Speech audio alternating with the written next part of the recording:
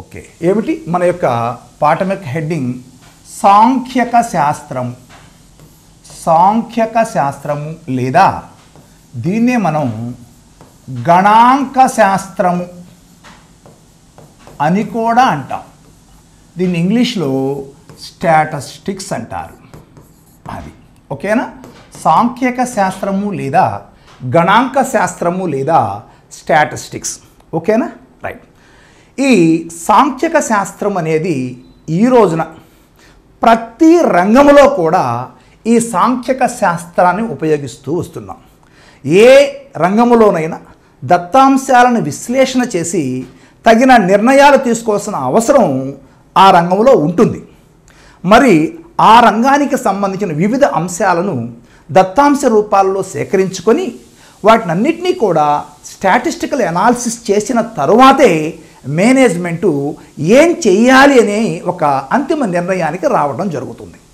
అలా మేనేజ్మెంట్ ఒక అంతిమ నిర్ణయాన్ని తీసుకోవటంలో కీలక పాత్ర పోషించేది ఈ స్టాటిస్టికల్ అనాలిసిస్. దాన్ని సాంఖ్యిక విశ్లేషణ అంటాం. ఓకేనా? కాబట్టి ఈరోజు ప్రతి రంగంలో ప్రతి విభాగంలో కూడా ఈ స్టాటిస్టిక్స్ అనేది చాలా ప్రముఖ పాత్ర పోషిస్తుంది. మన పాఠశాలల్లో కూడా విద్యార్థుల యొక్క పెర్ఫార్మెన్స్ ఎలా ఉంది, అట్నే విద్యార్థి యొక్క వివిధ సబ్జెక్టులో పెర్ఫార్మెన్స్ను పోల్చడం కానీ, లేదా ఒక విద్యార్థి యొక్క పెర్ఫార్మెన్స్ను మరొక విద్యార్థితో సరిపోల్చడం కానీ, అట్నే ఒకే విద్యార్థికి రెండు అంశాల్లో వచ్చేటువంటి మార్కుల మధ్య సంబంధాన్ని తెలుసుకోవటం కానీ, ఒక తరగతిలో విద్యార్థుల యొక్క సగటు మార్కు ఎంత ఉందని తెలుసుకోవటానికి కానీ, ఇలాంటి అనేక అంశాలలో ఈ సాంఖ్యక శాస్త్రం అనేది ఉపాధ్యాయునికి చాలా ఉపయోగపడుతూ ఉన్నది. అట్నే ఈ పాఠశాలల సమాచారం మొత్తం కూడా మళ్ళీ మనం రాష్ట్ర స్థాయి SCERTకి పంపించడం జరుగుతుంది. వాళ్ళు మరలా కూడా ఈ వివరాలన్నింటినీ కూడా మళ్ళీ స్టాటిస్టికల్ అనాలిసిస్ చేసి మరి ఇంకా ఏమేమి అవసరం ఉంది, ఉపాధ్యాయులకు ఇంకా ఎలాంటి శిక్షణ ఇవ్వాలి, అలానే విద్యార్థుల్లో ఇంకా విద్యాభివృద్ధి విద్యా ప్రగతి సాధించాలి అంటే ఇంకా ఏం స్టెప్స్ మనం వెయ్యాలి, ఎలాంటి ప్రణాళికలు మనం ఎలాంటి వ్యూహాలు మనం అనుసరించాలి, ఇలాంటి విషయాలన్నీ కూడా ఈ స్టాటిస్టికల్ అనాలిసిస్ ద్వారా తెలుసుకొని దాన్ని ఇంప్లిమెంట్ చేయడం జరుగుతూ ఉంటుంది. అంటే విద్యారంగంలో ఈ సాంఖ్యిక శాస్త్రం యొక్క ప్రాముఖ్యత చాలా ఉంది అనేది మనందరికీ తెలిసింది. ఓకేనా? రైట్. మరి అలాంటి ఈ సాంఖ్యక శాస్త్రాన్ని ఇంగ్లీష్లో స్టాటిస్టిక్స్ అంటారు. ఓకేనా? గణాంక శాస్త్రము లేదా సాంఖ్యక శాస్త్రం. ఈ స్టాటిస్టిక్స్ అనేటువంటి ఆంగ్ల పదానికి మూలం ఒక్కసారి చూద్దాం. దీని మీద బిట్ అడిగే అవకాశం 100% ఉంటుంది. 100 కాదు, 150% ఉంటుంది. జాగ్రత్తగా గుర్తుపెట్టుకోండి. స్టాటిస్టిక్స్ అనేది ఆంగ్ల భాషా పదం. ఓకేనా? ఈ స్టాటిస్టిక్స్ అనే ఆంగ్ల భాషా పదానికి మూలం ఏందయ్యా అంటే చూడండి ఒక్కసారి. స్టాటిస్టిక్ ఒకరు గుండ్రంగా రాస్తున్నాను చూడండి. స్టాటిస్టిక్ లేదా స్టాటిస్టా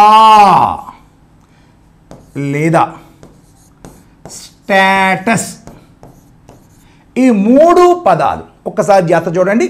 స్టాటిస్టిక్, స్టాటిస్టా, స్టాటస్. ఈ స్టాటిస్టిక్ అనేది గ్రీకు భాషా పదం. స్టాటిస్టా అనేది ఇటాలియన్ భాషా పదం. అట్నే స్టాటస్ అనేది లాటిన్ భాషా పదం. ఓకేనా? రైట్. రేపు మిమ్మల్ని అడగొచ్చు, ఎలాంటి ప్రశ్న వేయచ్చు? స్టాటిస్టిక్స్ అనేటువంటి ఆంగ్ల భాషా పదానికి మూలమైనటువంటి స్టాటిస్టిక్ ఏ భాషా పదము, లేదా స్టాటిస్టా ఏ భాషా పదం, అలా అడగొచ్చు.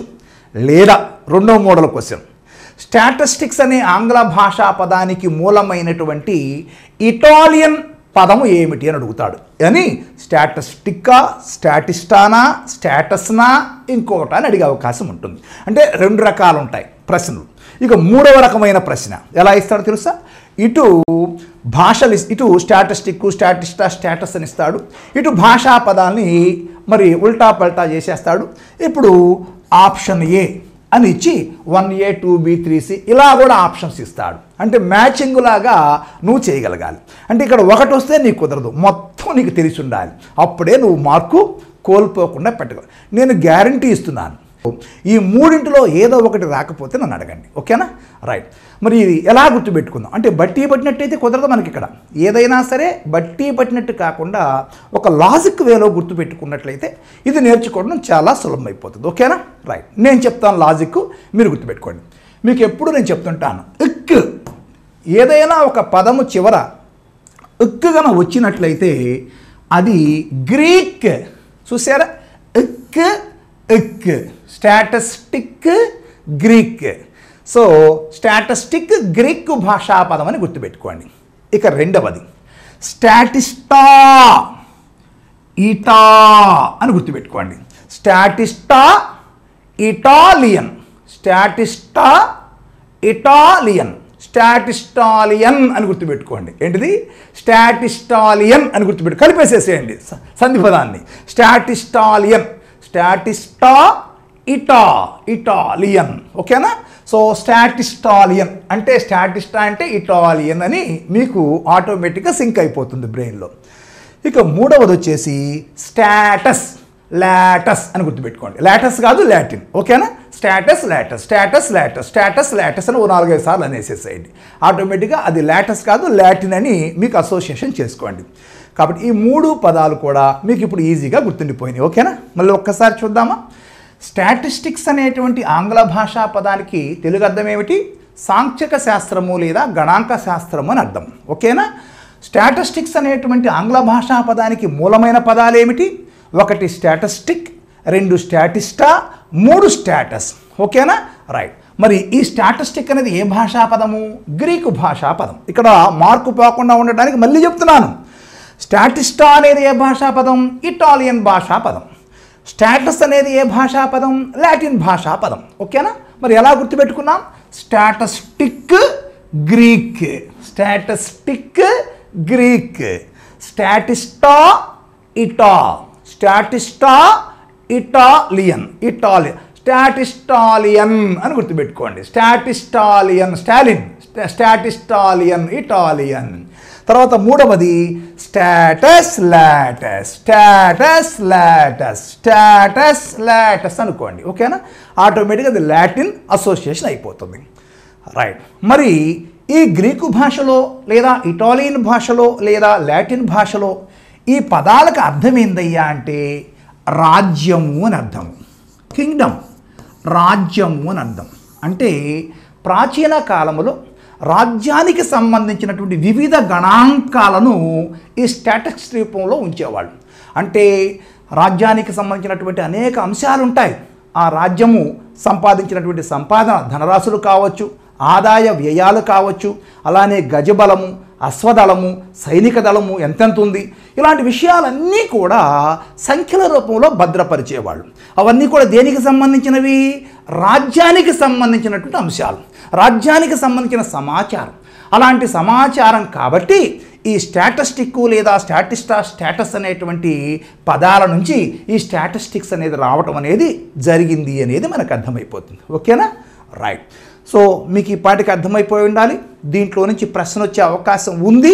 జాగ్రత్తగా గుర్తుపెట్టుకొని ఎలాంటి ప్రశ్న వచ్చినా కూడా మీరు రాయాలి దీన్ని, ఓకే? Very good. మరి నెక్స్ట్ పాయింట్లోకి వెళ్ళిపోదాం మనం, ఓకేనా? రైట్.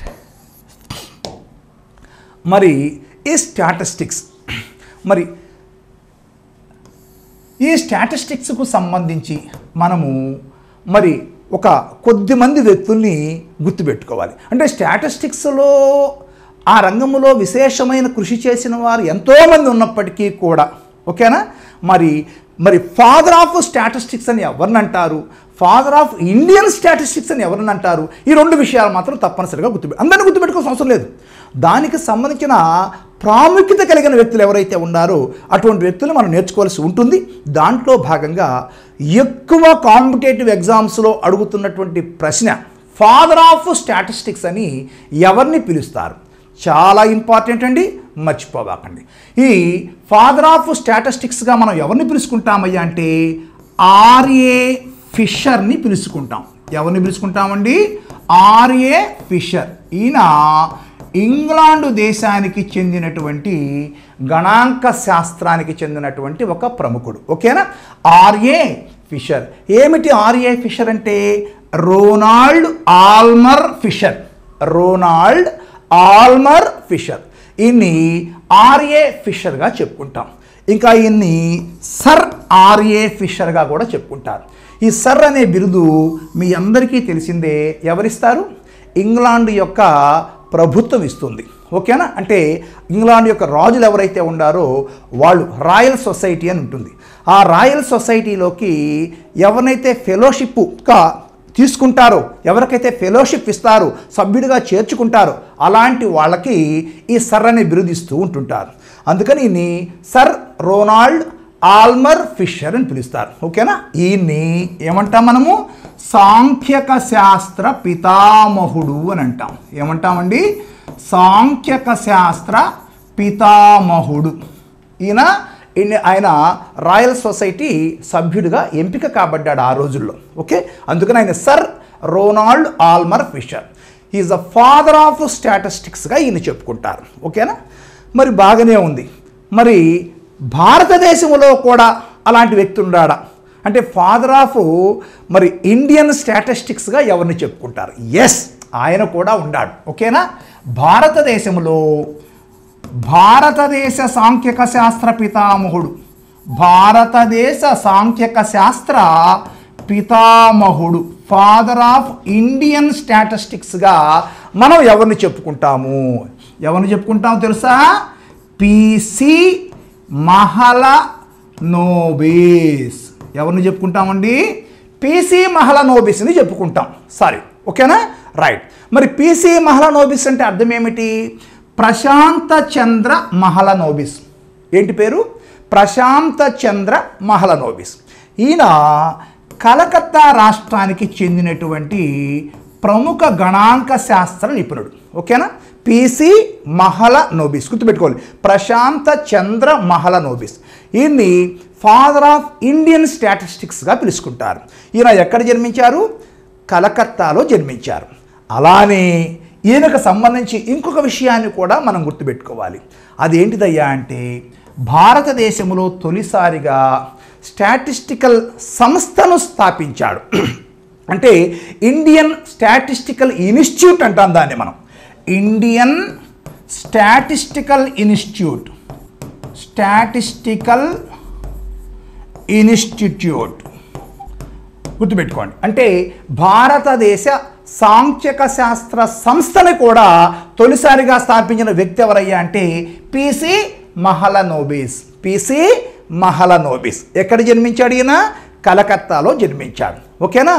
ఇంకొక ముఖ్య విషయం ఏంటంటే మన అందరికీ తెలిసింది, భారతదేశ ప్రణాళిక పితామహుడిగా మనం ఎవరిని చెప్పుకుంటాము?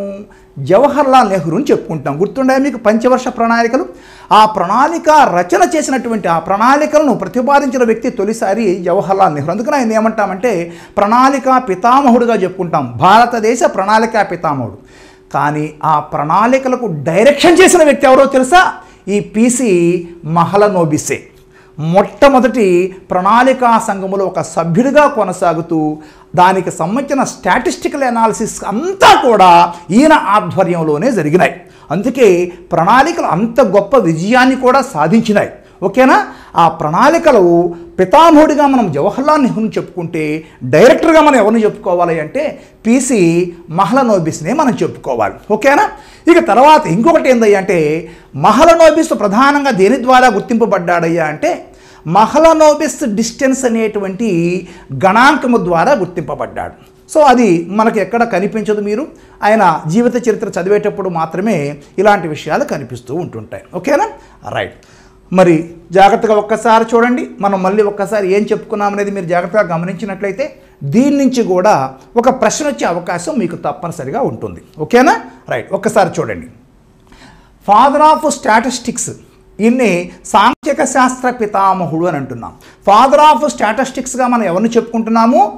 ఆర్ఏ ఫిషర్ని చెప్పుకుంటున్నాం. ఆర్ఏ ఫిషర్ అంటే అర్థం ఏమిటి? Ronald Aylmer Fisher. ఓకేనా? ఈయన్ని సర్ రోనాల్డ్ ఆల్మర్ ఫిషర్గా చెప్పుకుంటాం. ఈ సర్ అనేటువంటి బిరుదు ఇంగ్లాండ్ రాయల్ సొసైటీ వారు ఇస్తారు. ఆ రాయల్ సొసైటీకి సభ్యుడిగా ఎంపిక కాబడితే అప్పుడు ఇస్తారు. మనము ఈ శ్రీనివాస రామానుజన్ కూడా మనకి దీనికి ఎంపిక కాబడ్డాడు. ఇది రాయల్ సొసైటీ సభ్యుడిగా ఫెలోషిప్ని తీసుకున్నాడు. ఆయన కూడా మన తొలి ఇండియన్ ఆయనే రాయల్ సొసైటీ సభ్యుడిగా ఎంపిక కాబడిన వ్యక్తి. ఓకేనా, రైట్. సరే, తర్వాత ఈ సాంఖ్యక శాస్త్ర పితామహుడుగా ఆర్యఫిష్ అని చెప్పుకున్నాం. బట్ ఇండియన్ స్టాటిస్టికల్ ఫాదర్ ఎవరయ్యా అంటే ఫాదర్ ఆఫ్ ఇండియన్ స్టాటిస్టిక్స్ ఎవరయ్యా అంటే మాత్రము పిసి మహలనోబిస్. పిసి అంటే ఏమిటి? ప్రశాంత చంద్ర మహలనోబిస్. ఈయన ఎక్కడ జన్మించారు? కలకత్తాలో జన్మించారు. ఈయన భారతదేశ సాంఖ్యక శాస్త్ర పితామహుడిగా చెప్పుకుంటాం. ఈయన మొట్టమొదటి ప్రణాళికలు ఏవైతే ఉన్నాయో ఆ ప్రణాళిక సంఘములో ఒక సభ్యుడు. ఆ ప్రణాళిక విజయవంతం అవటంలో గొప్ప నిర్దేశకుడుగా, ఒక డైరెక్టర్గా ఈయన పేరు అప్పట్లో మారుమోగిపోయింది. ఓకేనా, జవహర్లాల్ నెహ్రూ గారికి అత్యంత ప్రీతిపాత్రుడుగా ఈ యొక్క పిసి మహలనోబిస్ గుర్తింపబడ్డాడు. ఓకేనా, అలానే ఈయనకు సంబంధించి మరొక అంశం ఏంటంటే ఈయన ఇండియన్ స్టాటిస్టికల్ ఇన్స్టిట్యూట్ని కలకత్తాలో స్థాపించాడు. ఓకేనా, అంటే తొలి స్టాటిస్టికల్ ఇన్స్టిట్యూట్ ఏందయ్యా అంటే ఈయన స్థాపించినటువంటి ఈ సంస్థే ఇండియన్ స్టాటిస్టికల్ ఇన్స్టిట్యూట్. ఎక్కడ నిర్మించబడింది? ఇది కలకత్తాలో నిర్మించబడిపోయింది. ఓకేనా, ఇది అంటే భారతీయ సాంఖ్యక శాస్త్ర సంస్థ. ఇది మనకి సాంఖ్యక శాస్త్రానికి సంబంధించినటువంటి హిస్టరీగా గుర్తుపెట్టుకోండి. అడగటానికి ఆస్కారం ఉన్నటువంటి ప్రశ్నలుగా గుర్తుపెట్టుకోండి. ఓకేనా, రైట్.